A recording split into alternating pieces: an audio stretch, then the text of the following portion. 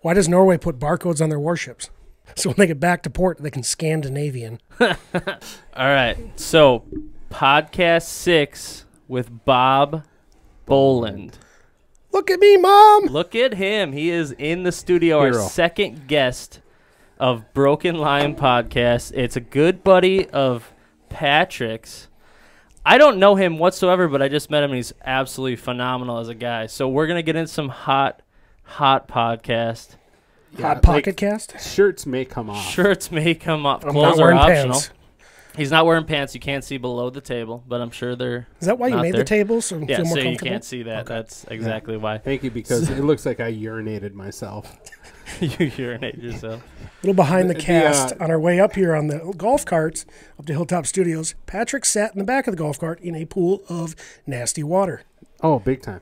The big thing with On the Road to Podcast is that typically you can't take a vehicle to it. I mean, you could try, but when it gets wintertime, you for sure can't.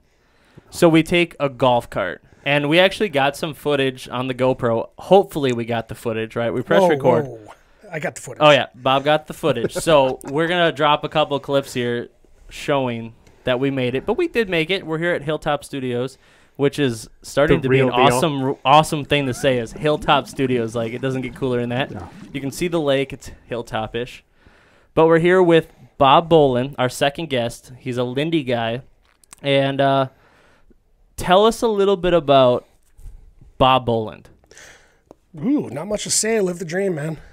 Moved up to northern Minnesota about 3 years ago. From where, though? When me and my wife got married, we were living in St. Joseph.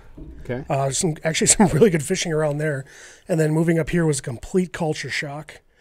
And moved to a small town, middle of nowhere, Foston. Love it. A&W. Walking around A&W. beers. We'll get around to that. Yeah, I want to We'll hear get about back that to that. later. We'll circle the back. Walking around beers. We bought a house up there, a hobby farm, 3 horses, 3 dogs. We do dog training, and then we have a cat who is mean, who followed me home one day and then cuddled with a pistol the first night she was in my house. It was weird. So, Bob, That's a problem. you know, I'm not much of a hunter, but I always thought, you know, I thought falconry was cool. But if I was to get a bobcat kitten and trained it to hunt grouse and rabbits, could you do something? I don't know what the legal rules are, but I know in some places in Minnesota, you know what? This is America. you can There have are no a bobcat. rules. There are no rules. Because back when I lived in St. Cloud and I was working for a furniture company down there, a lady showed up with a bobcat in the back of her SUV, and I opened it up, and I just, whoa! And Actually- I go, is that? And she goes, yeah, it's great. It plays with my Rottweilers all the time. It throws them around. I actually just had a friend that posted a Facebook picture today of a bobcat in their yard, and they said WTH. Or no, it's WTF, actually. I think it wasn't what the hell. It was what the fuck. Whoa, I thought this was a Why? family podcast. No, not at all. Because what do you do when you look in your yard and you see a bobcat? Now, you looked in a vehicle and you were like, what the hell? But that's in a vehicle. But that was because I was 2 If- feet away from it. If I see one walking through my yard, it's like, meh. Chill. It's all right. It's like when if I I, see a if bear I walking see a through. bobcat in my yard, I'm thinking gloves, mittens, hats. There you go. You know, That's that's just me. you trapping know? prices got to be coming back Right. soon, right? No, but we have bears in my yard all the time where I am. And what I do is stick the cat after it There you go. because it ignores the dogs when they bark at it, but that cat comes rocketing at it. Anybody at home, go on or on YouTube and Google cat versus bear. And you'd be amazed Is how there many a video? videos, no, thousands of videos Oh, yeah. of Cat. cats chasing bears. Cats are awesome. That's in my mind, I think bears are scared of Everything. everything or us. So well, when a black cat, bears. Black bears, yeah. Well, have you ever seen a polar bear get scared? No, No. because I don't polar want bears to. are awesome. Yeah, I don't want to though. I don't want to see a polar bear this far south either. Polar bears eat nothing but meat. There's no berries in the Arctic. No. Yeah, that's true. That's They eat actually a meat. pretty proven great fact is that there is no berries. They eat meat. Straight up. So if you see a polar bear, I've read run. stories. I've read stories of guys that hunt polar bears. Like, you sit out on the ice, you are the bait. Like, polar bears see you and they're like, "Oh, I'm gonna go eat that shit." You're like, "All right, man, you better rock one into the chamber because here he comes." Hopefully, You you brought know? enough ammo and a big enough gun. Yeah, polar bears they're my spirit animal. Your spirit animal. Hey, I like polar bears. Polar Well, bears are turtles. awesome. There's a difference between black bear, cinnamon bear, polar bear. Something about in a majestic polar bear. Maybe it's because we live in black bear country that we're like, oh, there's just another black bear eating out of a garbage, right? Boom, you see a polar bear eating out of your garbage, you can be like, damn. But because you don't see that, right? Because, again, they eat meat, right? There's no garbage in the Arctic Circle. There's no Arctic, exactly. So I think they're a little bit bigger, too. What do polar bears eat? Seals. Nothing else. Meat. That's it. Straight up. Seals and humans. Seals and people that got lost. Right on. I'm just going to say, fancy cameraman like Jay Siemens. Jay, Like, I love you. Jay. But Jay. You Oh, got that photo. Hey, I will say, Jay's got a bunch of great photos of Love polar that dude. bears. But he also travels the country and does awesome photo He travels shoots. the world now. He does, yeah. He's He's a worldwide. good guy. Uncut angling, he started. And he's now progressing to I'm doing my own thing. Jay's awesome. But he still pops back Hey, with uncut. do you think we could get Jay down here? Oh my God, dream come true. And you know what? Like, he's done friends photo shoots, weddings, like, Yeah. and I'm decently good friends with him. But for some reason, I've seen him in regular shoots before, but if he just like appeared in the podcast room, dude, I don't even want to talk about it. Just floats in. If he just floats in with his hello, I'm Wow. Jay. I like Jay. I look up to Jay, and I'm not sure he looks up to me, but as a photographer myself, you look up to Bob. other photographers. He's touching my knee. You look up to other photographers because you're always going to, we've talked about it, you're always going to learn stuff from other photographers, other videographers. You know if you what? work in the bait shop, you're going to look up to other At bait the end of the shoppers. day, in the angling world, it's the same way. There's sometimes I look up to Bob. Sometimes. I'm like, damn. Well, if you weren't 5'6", they wouldn't have that problem. Damn, what lake is he fishing on by the highway? Yeah, that's the only reason I look up to him. Like, God damn, what lake is he that? on the interstate? God.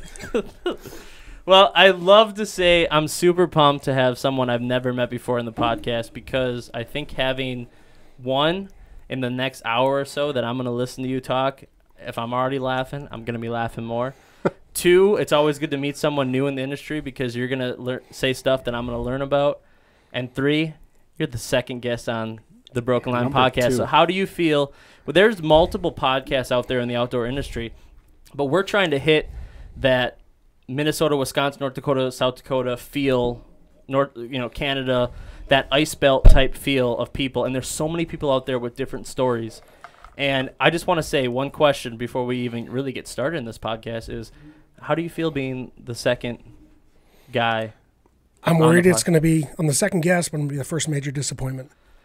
Oof. It's gonna be next level once we get going here. But we're just starting and it's only just into it. And I wanna ask one question, and I know Patrick's been wondering this question too. Fall fishing, and we've asked this with our last guest, and we've also talked about it in one or two other podcasts, because it's fall. We have you back in the ice fishing season. We're gonna say the same question, ice fishing, right? So we're in Ice fall. fishing.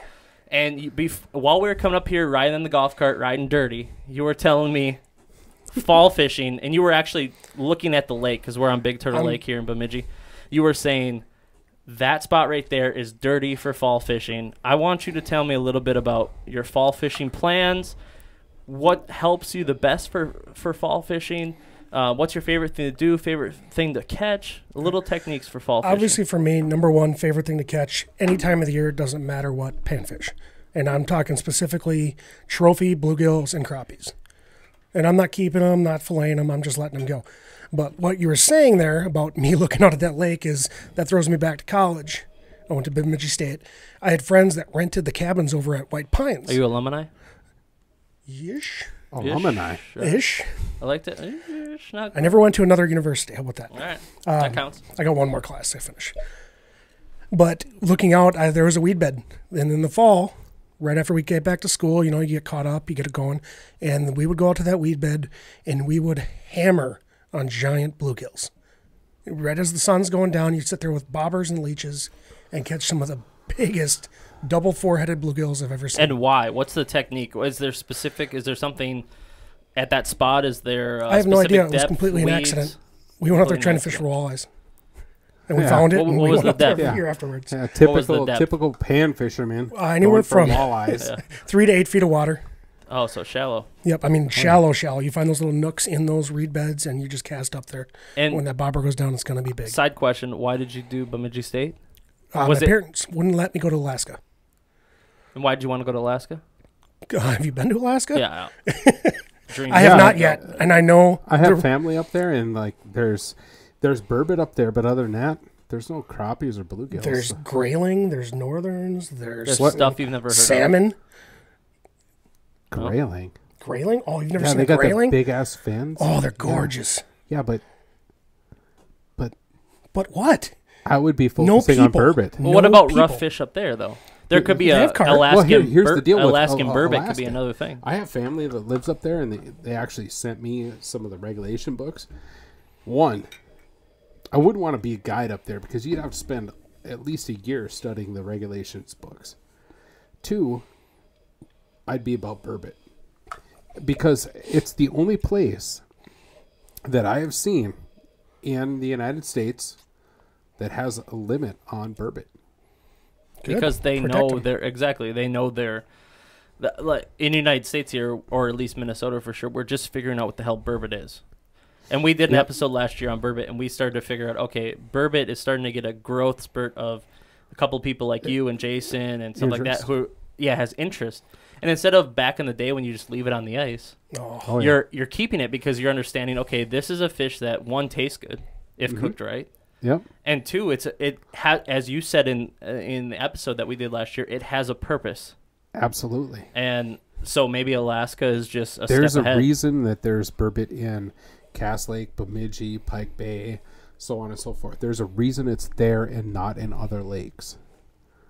You know, and I think that needs to be looked at. And eventually I hope, fingers crossed, that Minnesota gets there. And like, hey, yeah. Isn't there a limit of 50 though, or something like that? No, It's just, there's or maybe no that's just limit. bullheads. No, there's no limit on burbot. You can go out and do whatever you want with them. And that brings up my point of the whole Trying to fix this for him. trying to define the term rough fish. We got a microphone issue. Well, is this a And bit we're close back. to him? Okay. No, You we're know- good. I got a big head. There you go. He was pushed too far into this wonderful wall I built. I love it. He's like, oh, I'm way back here. And I'm like, all right, I got to Every fix time I this. come in here, I rip at least 2 or 3 of them off the wall. Yeah, this is actually a true statement. Yeah. No, cool burbot story for you. One of my most memorable things from college was we would take day trips up to Lake of the Woods to go catch walleyes. I mean, banker's hours, you're a drunk college student. You didn't want to get out of bed before 8 to drive somewhere to go fishing, so you go up to Lake of the Woods because the fish don't start barking until 9:30. Right. We'd go up there. We'd spend all day out there fishing, catch a couple walleye, couple sauger here and there, maybe a perch or two. And we would sit out there and wait for those bombers to show up outside those day rentals. And when they left, we would go and circle every single one of them and pick up all those burbot off the ice and bring them home with us. Yeah. Yeah. Burbot are man, they're fun to target. And They're we're good also eating. talking about burbot being broken 2 years in a row, world record burbot in what you just this place you just state said, right? record. State record. State record. Yeah, Yeah. Sorry. Yeah. Don't want to beat Canada on that one.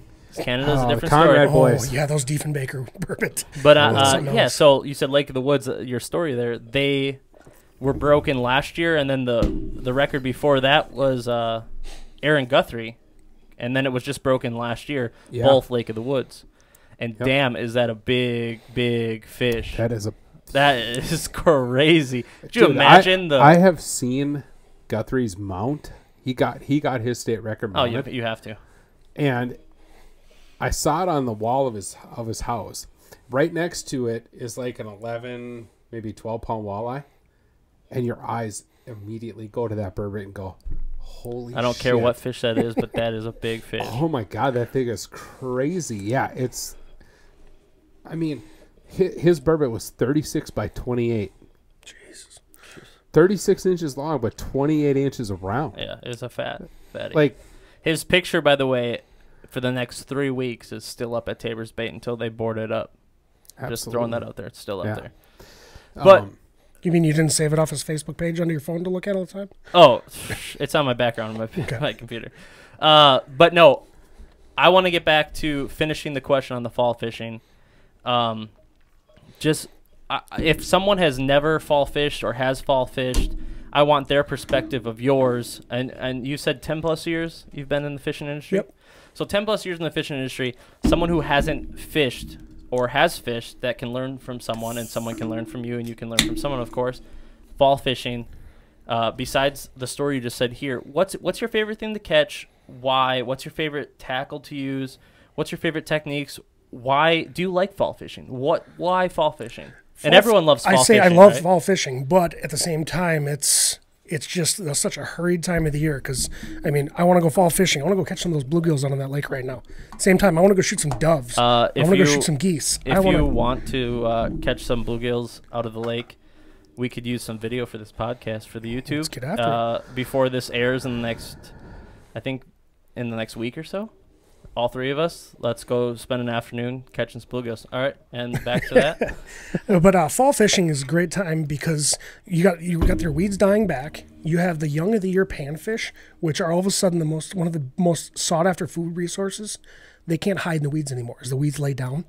And you have on top of that, the fish are putting on their feed bags so they can fatten up for the long winter when their metabolisms just go to next to zero. So it's fattening up time. It's fattening up and time, that's why you like it. And at the same time, you can use bigger baits. You can get away with bigger baits because, and Fisherman did an article about this a couple of years ago. It was called, they call them flats. And it's basically the bluegills, crappies, and perch that hatched that year, that spring. Those are the perfect eating size for everything, including other panfish. Mm-hmm. And anyone who says panfish aren't predators is full of it because panfish have no problem cannibalizing their own young. Nope. If it fits in their mouth, any fish, if it fits in their mouth, perch. they will eat it. Especially perch. So in the fall, I can go out and fish like I'm bass fishing and target big crappies and bluegills through these weed beds. I'm casting 2-3 inch crankbaits and stick baits. So the big thing is bigger baits. They're hungry, and so it's a time to upgrade if you want. If you can't catch them on the little baits, move up a little bit. Yep, and it's easier to find them because what is left of some of the green weeds, the smaller fish are hanging around. So it really takes down the area that you have to cover. All you have to do is find some standing green weeds and get around those, and that's where your fish are going to be. Yeah. To me, as how long I've been in the industry as non-fisherman, because of the production side that I'm at, as a non-fisherman, I think that I for sure just learned something. When it comes to fall fishing, if you're not catching them on the little stuff, upgrade a little bit. They're hungry. Yeah. And then, of course, with what you just said, and the thing is, everybody says, I want to catch panfish. I'm going to use this tiny jig. But do you want to catch panfish or do you want to catch big panfish? That's it to me. It's like a muskie fisherman. They're using big baits. They may not catch a bunch of tiny little northerns with it. But what you are catching is worth the time. It's like Patrick said. He said about a week or so ago, he said the fish are in schools. Usually they're, if the little ones are in a bigger school of fish, they feel more protected. The bigger ones are off chilling on the side, watching Netflix or doing their own thing. Oh, yeah, so if you want to get the bigger fish, you got to do something a little bit different to get into that. You got to leave fish to find fish sometimes. Yep. And here's the other thing about the fall bite is it's not a numbers game. You may go out and you might get 2 bites. But those 2 bites are going to be the biggest bite of your whole year. Now, keep in mind, Patrick is talking about only rock bass at this point. We talked about rock bass a couple times. Here's an interesting one for you. Interesting fact for you. Do you know why crappies have black spots? Well, I know why sometimes panfish, like on our lake, have black spots. And I've been told... Wait. Are you talking about clam... what is it called? Clam... Glaucidia? No, not the virus that panfish get. Okay. Yeah, see, I've been told not that black. Why the color of a crappie is spotted black and silver. No, I don't know this. It's basically the exact same reason the zebra is striped. So they're in a pack, and it throws off the depth perception of a predator. Yeah. So they cannot focus on one single fish. I didn't know that. Because I was going to say, because panfish, the black dots, I was thinking of the disease that lives in clear body lakes, typically. Yep. But no. Yeah. And then... So the reason they do that, and the reason why when you catch crappies that are deeper, they're clear, they're more generally, they don't have as much color, is because it's a predator defense. They're trying to keep a predator away. Interesting. Yeah, I did not know that. So if you did not know that as well, I was nerdy. That's cool. Yeah, that's dude. Like open up the definition. You don't even know book. The depths I've gone down to for nerdiness. Well, so we got more nerdiness. I have read into scientific studies on how fish see in different species, how they breathe or how they smell different things. Well, Aaron, Bob and I, we've actually talked about going from the lake to the land, like I know Norway trees grow in sand. So if I'm gonna go fish a lake that I've never fished before and I see a bunch of Norways on that shore, I'm not gonna go there. I'm gonna go look for cedar or spruce because they Okay, grow so in, before they grow you in even stop mud. that, tell us. I didn't know that. So tell me, there's a tree definition of from lake to land. Absolutely. Tell me that. What? The trees and now this is like some super nerdy shit, but like me and you really get into this. Certain types of trees, brush, vegetation that you see on land grows in certain types of soil. Okay, so if I'm going to go to a new lake that I've never fished before, the first thing I'm gonna do is I'm gonna look at the shoreline, and I'm gonna be like, okay, there's tag alders and cedars over here. Okay, there's Norway pine over here, birch. I'm going to stay away from the Norway pine and birch area because they grow in relatively sandy areas. Because that land that they're growing in also translates under the water. Just because that land hits that shoreline doesn't mean it necessarily changes. For panfish, I want to look for mud. I like sticky bottoms, man. It holds bugs and all kinds of good food. So I'm going to gravitate towards that cedar spruce area where the swamp lowland. So, quick tip, know your trees. So you want to go even more If you macro want nerd to on this? take it to that level, yeah. Hold on, we got macro. We're going to go macro nerd on this. I wrote an article about 5 years ago called Pine to Prairie Panfish. Yep. And if you look on a map where all the best, and I can't, for some reason, I was at the state fair and I saw the map of Minnesota where the biomes are in the state. So you got the northern hardwoods, you got the oak stuff, and then you got the prairies. If you follow that middle portion, the oak portion, 90% of the best panfish lakes in the state of Minnesota are in that swath. Mm-hmm. From Fargo down to the St. Croix River. Yep. Interesting. You got Osakis, the Alexandria area, Brainerd area, Bemidji. Chisago. Bemidji's right on the edge of it. Right on the edge, but we do have really good pan fishing, and it's because it's that start of that farmland, that soft bottom, that clay. And I mentioned Bemidji in the article and why why Bemidji has it that way. But also Bemidji also has the aspect of you don't have as many people chasing panfish. Because this is walleye country, unfortunately. Walleye must be. Well, thankfully, I should say, because they leave my panfish alone. That's why I get excited about a fishing opener every year, because those lowly walleye fishermen leave my panfish alone now. Yeah. So as a quick tip, you're looking for, and I've known obviously the bottom, but transitioning up into physical land, you're looking for different type of trees and how the body actually goes into the land when it comes to sand or mud and etc. And relaying into that, you said something about you writing an article. So tell me a little bit about you said you write a lot of articles. I haven't done as much lately, now that I get a real adult job, I should say. But yeah, I mean, I first got into writing on accident back in the days when internet fishing forums were a big deal. Oh yeah, internet fishermen. We've talked about that. And me and a friend, we fished the NAIFC tournament out on Chisago. And we placed okay in the top third. But I wrote that, Bob? Jesse Williams. Oh, okay. Yeah. Jesse Mick Williams, we call him, because he can only catch quarter pounders. Relates to McDonald's. But, so we fished this tournament, and how I got all of my big fish is I was actually using drop shots with wet flies, with nymphs. And I mean, Chisago is a very heavily pressured lake. Now you put 200 anglers on it for a week, and then you have a tournament that's going to be even more highly pressured. So all our big fish were caught on using a drop shot for flies. So I did a long write-up about it, blah, blah, blah, posted on the Lake State Fishing. Next thing I know, the owner of the site, hey, can I send this into Midwest Outdoors? And I said, sure, no problem. And he sends it in. Next thing I know, I get an email from Midwest Outdoors asking for my address so they can send me a check. I'm like, oh, cool, really? Bonus. Yeah, I get the check. Not that much of a bonus.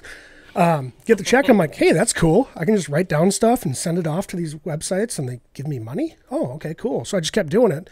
Next thing you know, the amount of magazines and newspapers I've been writing for is just off the charts. I mean, there's internet stuff. A really good one for podcast listeners, Outdoors Unlimited. It's a free internet magazine. A lot of great writers contribute to it. But I mean, I've written for the St. Cloud Times. I write for the local newspaper in Boston. Outdoor News I've written for. Midwest Outdoors, Outdoors Weekly. I mean, you've hit like 3 or 4 big And I mean, I've even newspapers in the region of, and I've even been interviewed for like in Fisherman, or what's the one your buddy works for? It's for Jason Green. Jason Green. Yeah, Up North Media. Yeah, I've sent him stuff even. Yeah, yeah. Jason's so awesome. You like to write stories. I've always talked about with Patrick, like I'm a visual person, right? So I like to see visual stuff. But there's different. He's written some articles as well. Is that so? You're writing stories or ideas or anything that you want to come out of your brain into paper form for various ways for people to read in the outdoor industry. And that's awesome. You know, one of the best things I ever learned in the outdoor industry, and shout out to John Thielen for this with Lindy Fishing Tackle.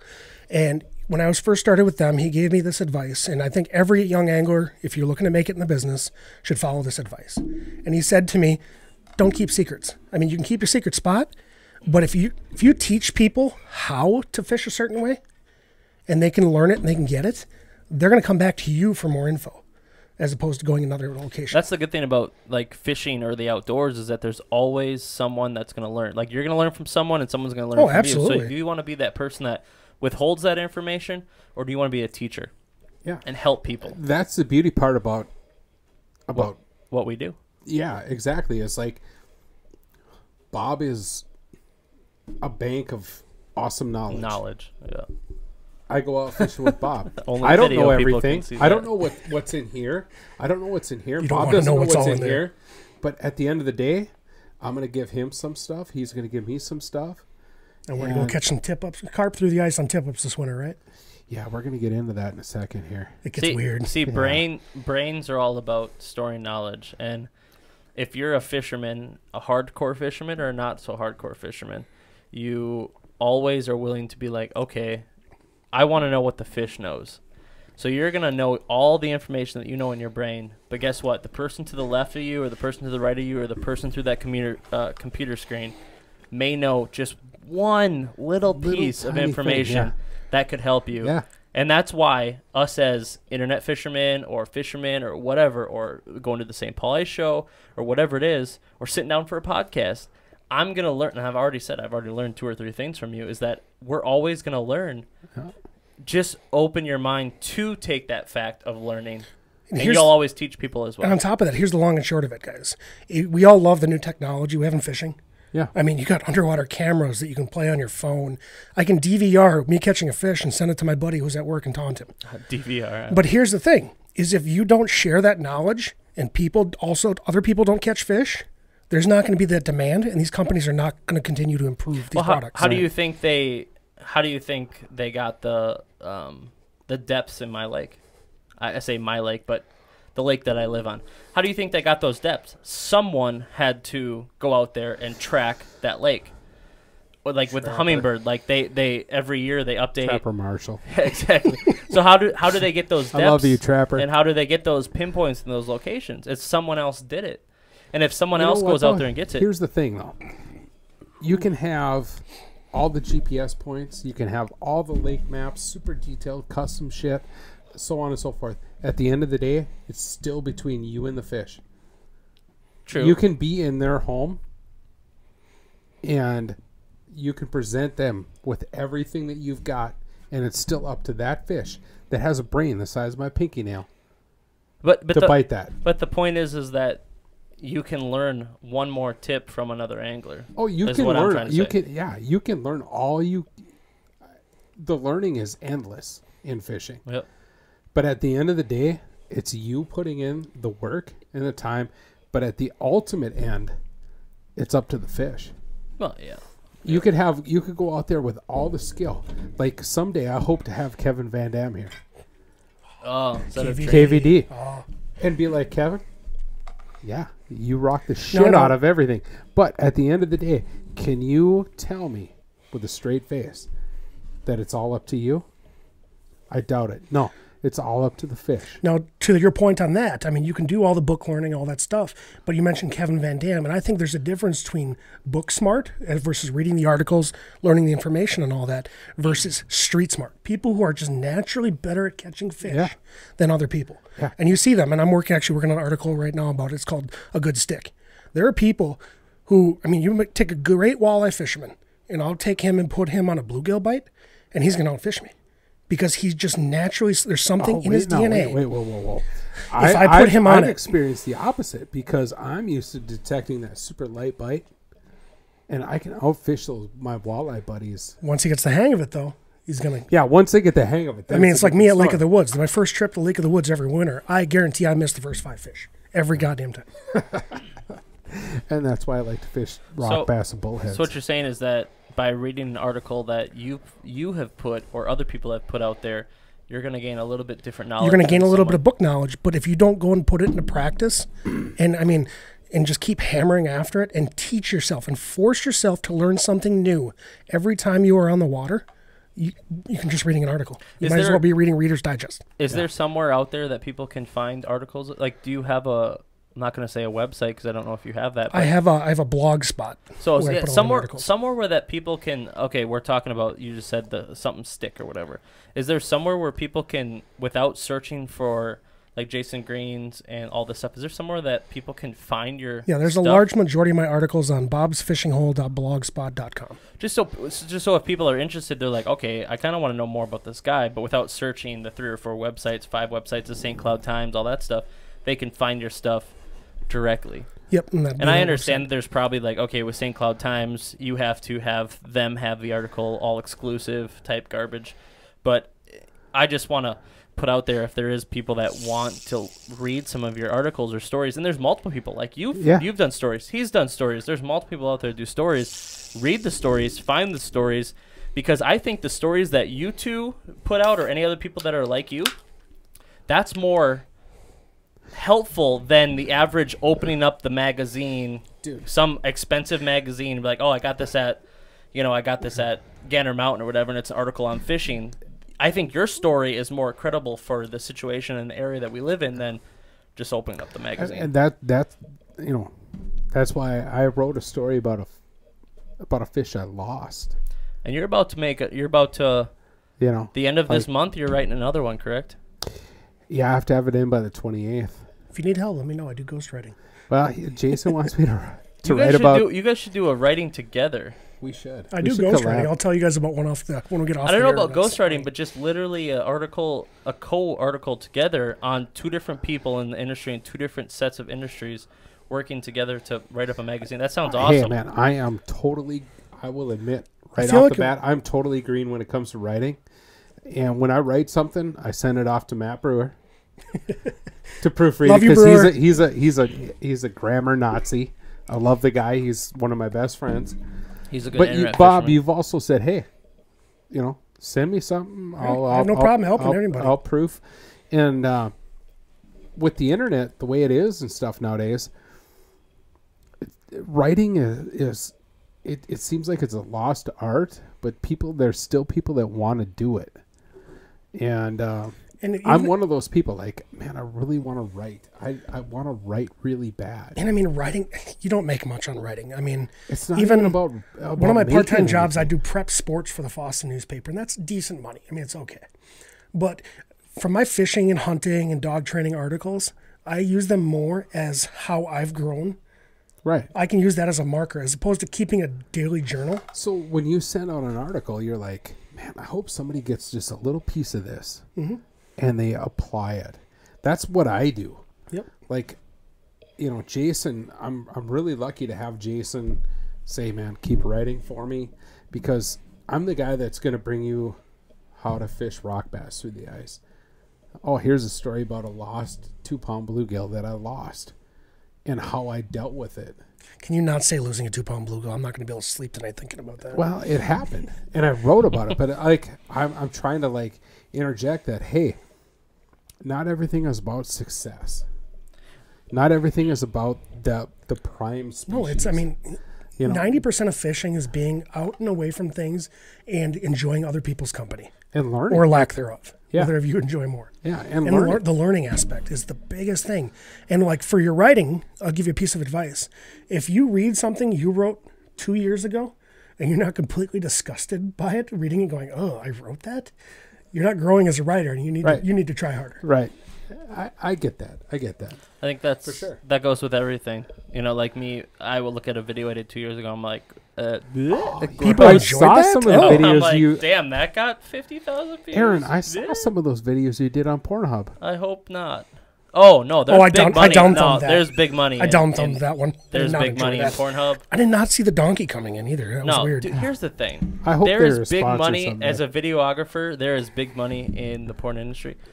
Next subject. Well, yeah, after the podcast, we'll do that part. Yeah, But after the project, we'll turn the lights, change it up, use dim the table. lights, light a candle. So I mean, okay. So a big thing that I want to say is that as I have two writers sitting here, is that, and here I know you might answer the way I think you're going to answer, but for you as a writer, Christy Yamaguchi. ooh, is it Is about She was a figure Is that the skater. answer he was looking for? is it about the money, or is it about, and like you said, oh, I don't make much money. Is it about the money or the paycheck?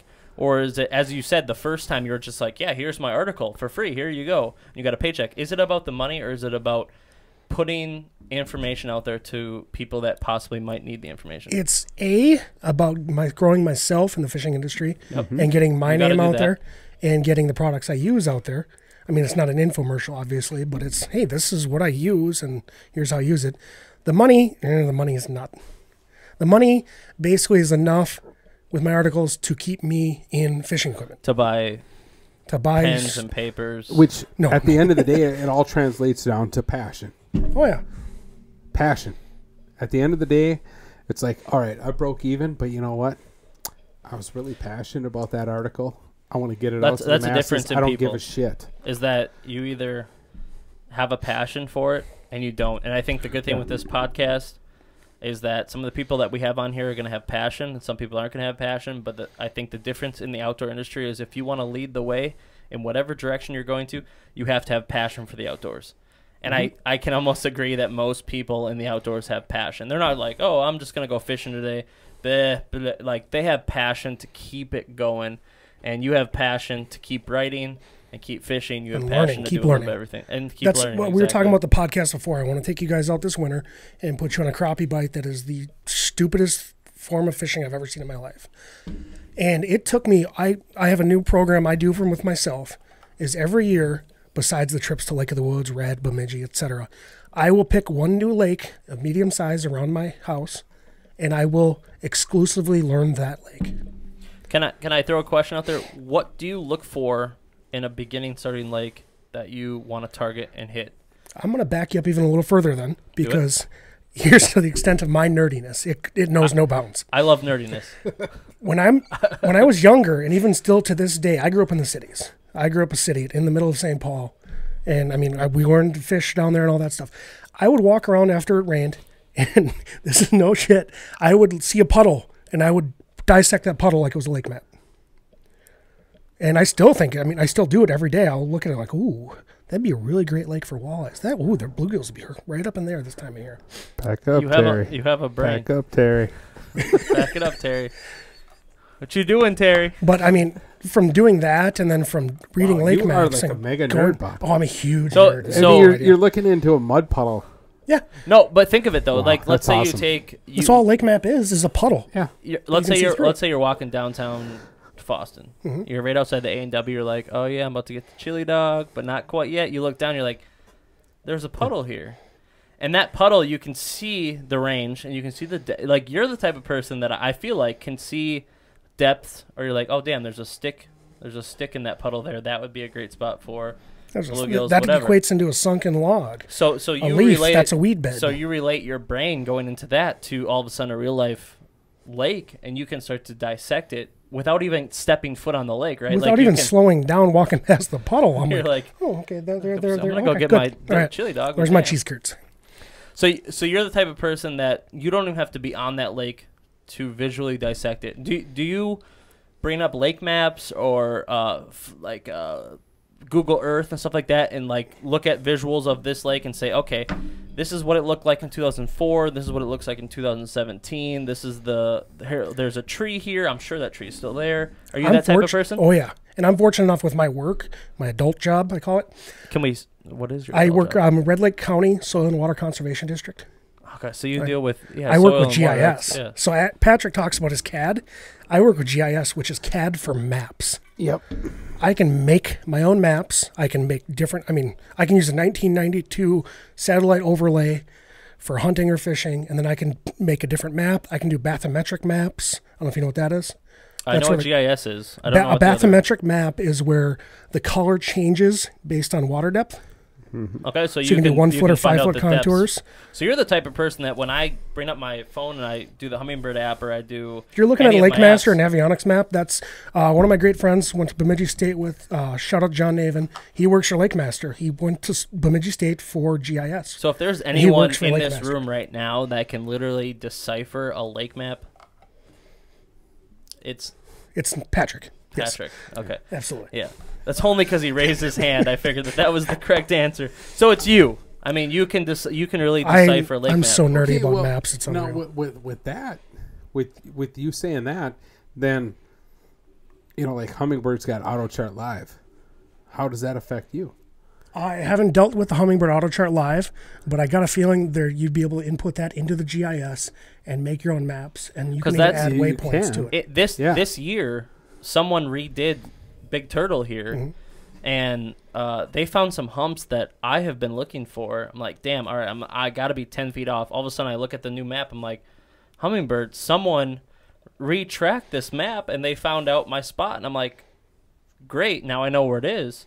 But it's like I don't know if it's a great thing for auto charting or not for you. I don't know how you feel about this. Oh, Since you're a absolutely. map guy. Absolutely. The better data you have for a map, the better the map's going to be. I can't wait to see how they incorporate side scan sonar or down imaging Oh my God! into a map. I mean, Yeah. can you imagine? That's the next step. You have a full not far 3D. away. I mean, imagine you basically have an orb in front of you. You're like, oh, look at this. There's you It's don't coming. notice that when you drive over it with your It's depth finder. coming. I mean, what was it? Ray Marine? They have a 3D map now.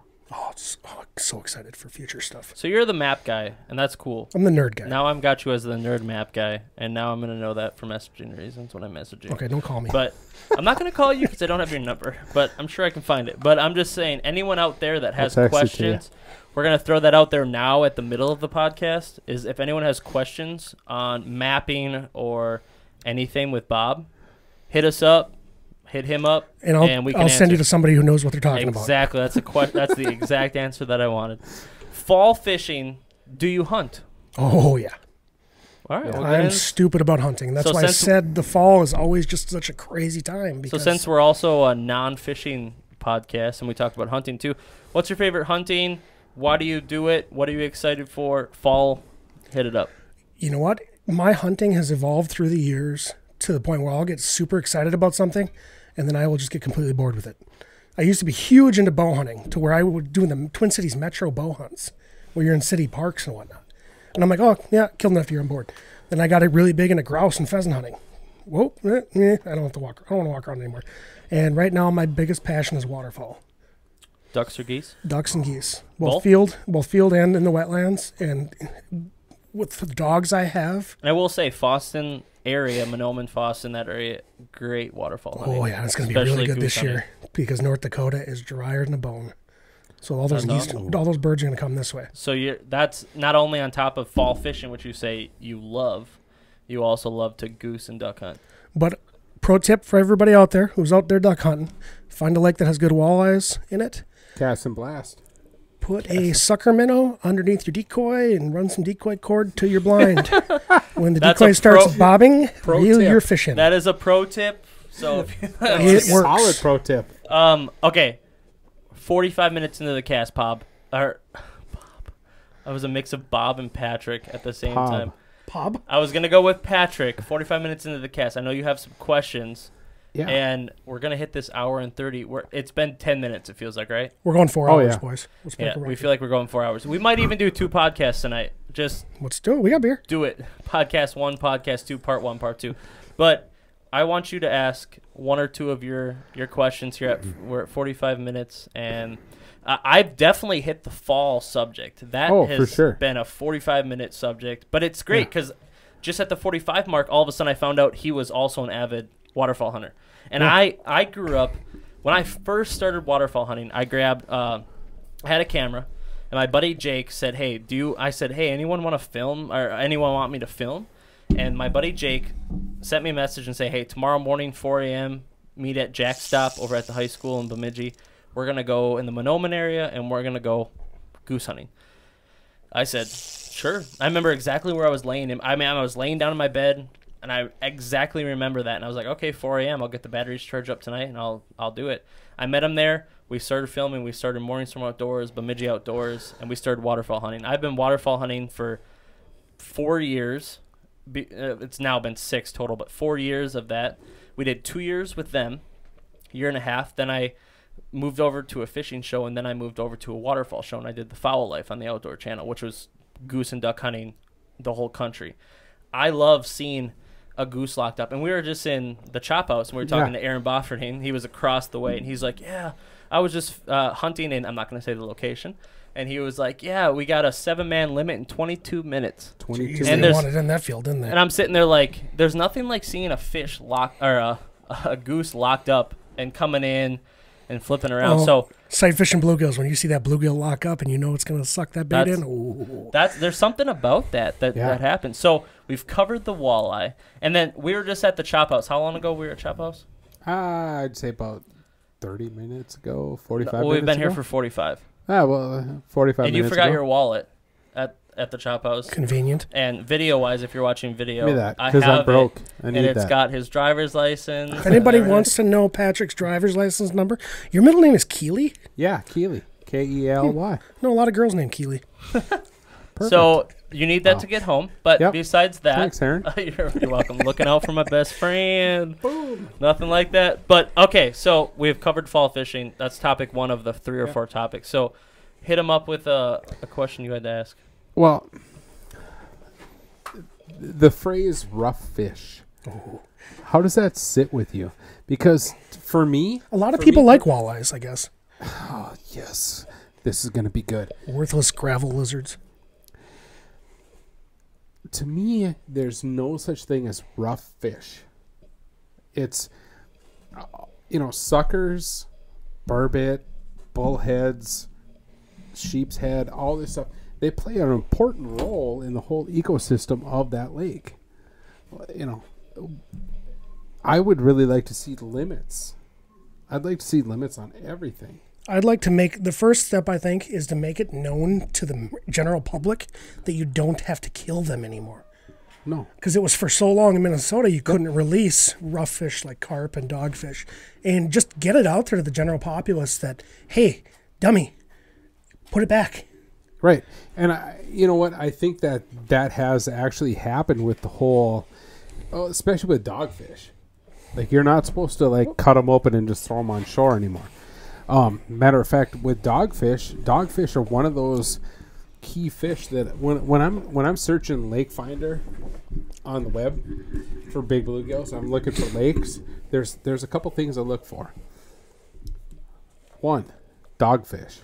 I look for high concentration of dogfish. If I find high concentrations of dogfish, chances are there's going to be big bluegills in that lake. Oh, yeah, absolutely. I mean, they've been around since the time of the dinosaurs. And all Exactly. they do is thin out the small fish. Dogfish love bluegills. They also They're love like- dead suckers around sunset near docks. Right. The second thing I look for is bullheads. I don't give a shit about the bluegill census. I don't care. I don't even look at that column on the thing. I look at bullheads. If there's a high concentration of bullheads in that lake, chances are there's a good soft bottom. Soft bottoms hold a lot of bugs and bloodworms and all that kind of shit. I'm in on it. Third thing, pike. Hammer handle pike. And it's in relation to the dogfish thing. If there's no dogfish in there, I look for pike. If there's a lot of pike and low numbers of bluegills, chances are those bluegills are going to be big. And that's why I'm actually, the DNR proposed for next year a new pike regulation based, because it did such a great job in Mille Lacs and select other few lakes, where they want to do it where you can keep 10 northern pike a day You just hit under a topic. 25 inches. No, I mean, it's conservation. That's what it is. But Yeah. to get rid of the hammer handle pike, Oars and Mine, my buddy Jesse Mick Williams, they do a tournament on serpent every year, where they encourage people to keep northern pike under 25 inches and just get rid of them all. Because the smaller pike just do nothing for a lake. And that's why I'm in full favor of putting muskies in every lake. I'm not a muskie guy, but name me a muskie lake in the state of Minnesota that is not a million times better for all species. Right. It comes to the chain, which we've talked about. Is that they're all-purpose fish. They're all there for a reason. All lakes need an apex predator to keep the rest of the fish in check. Oh, absolutely, without a doubt. And that's where I go with the rough fish. Like, that's why I want to see a limit on burbot. You know, Bemidji, Cass, Pike Bay, Cabacona, Leech. There should be a limit on these lakes because those burbot are there for a reason. They keep young of the year perch in check. They keep the crayfish in check. If you get rid of those, then all hell's going to break loose. I have to take you sometime to the most unlikely spot to catch burbot you'll ever go in your life. Oh, I have 2 new bodies of water I'm going to go and... St. Cloud State University. What are they doing, burbot studies? No, there are burbot underneath the dam on the Mississippi there. Let's do it. Worth a shot. Perfect. And it's weird because you're on 10 inches of ice surrounded by open water coming over. I'm going to do it this year, but my dream spot to go burbot fishing? Diefenbaker? No. Superior. Ooh. Yeah. Apostle Islands. I got some information, and I'm like, yeah, forget the St. Louis River. Let's go out on Superior. And it's just big fish. One thing I want you to do with me this winter, let's go up to the Rainy River. I want to do sturgeon through the ice. I need to do sturgeon through the ice. Yeah. It's a hard one, but that can be done. It can be done. I've been, there's a certain individual here that I go out pout fishing with. It's not Rylander. It's not anybody. He's kind of under the radar. What do you think of that sweet rod he got last year? What, Rylander? Yeah, the green blank with the orange wraps. That was sweet, isn't it? It was. It was God, nice. We'll get into that in a master second. rod builder. But I've actually been thinking about going up to Lake of the Woods during the burbot spawn, where like the walleye guys are like, we're done, can't do this anymore. It makes you wonder. I mean, like on Bemidji and Cass, they spawn on structure. Where do they spawn on? Lake of the Woods? Yeah. Without giving out too much information. No, I want GPS coordinates right now. Here's the deal. Here's what I put together in my head. A lot of guys, they catch burbot when they're sturgeon fishing. Mm-hmm. Oh, yeah. Sturgeon bite, right? So just prior to that, so let's go out in front of the mouth of the river, Rainy River, where it comes out of Lake of the Woods. It's pretty shallow on the American side, though. You almost have to go go back on the Canadian in side. Rocky Point. Rocky Point is where I want to start.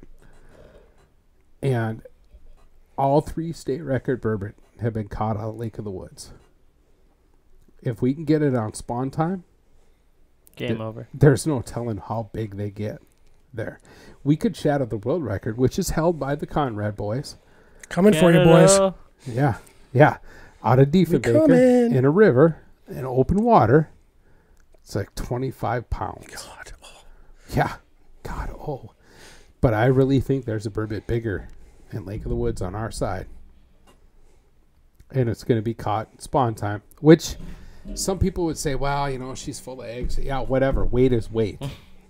Whether I take a dump in the morning and I'm 290 or I wait until the afternoon and I'm 305. You take big shits. I do. I hold on. Prayers for Patrick's toilet.